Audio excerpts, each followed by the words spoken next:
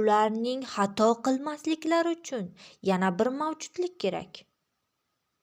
Ularni yo'lga solib tura oladigan mavjudlik nima ekan deb o'ylayapsizmi?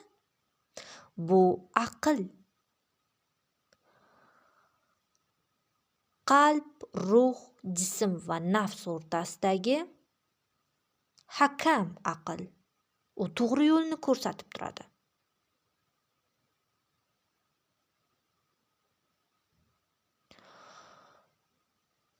Inson bu tuyg'ularni, hissiyotlarni nomlagan.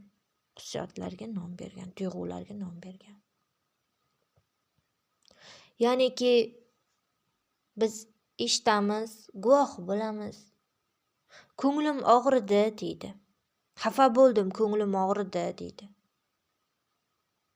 Vijdonim qiynalyapti-da deydi. Mana shu ish noto'g'ri bo'lganligi uchun vijdonim qiynalyapti-da deydi. Yoki bo'lmasa, men shu yerda xato qildimmikan? Yana bir o'ylab ko'rsam, men birovga bir nohaqlik qilib qo'ymadimmikan? deb odam o'ziga o'zi savol beradigan holatlarni o'z boshingizdan o'tkazganmisiz? Aynan shunday holatlar nima uchun sodir bo'ladi deb o'ylaysiz? Chunki bular mavjud va ular ruhning a'zolari.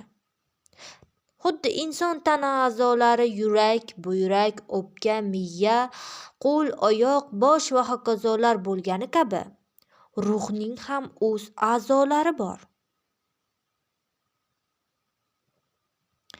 Tanaga kasallik kirib olganda, virus, bakteriya kirib olganda, immunitet unga qarshilik ko'rsatadi va inson tanasi virusga qarshi kurashish mobaynida kasal bo'ladi. Misol uchun shamollash yoki gripp. Ruh a'zolari ham shunaqa. Ular vijdon, qalb, insoniylik. Ularning nomi juda ko'p.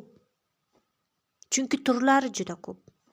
Xuddi inson tana a'zolari kabi, jismiy a'zolar kabi, ruhiy a'zolar ular. Ular biron bir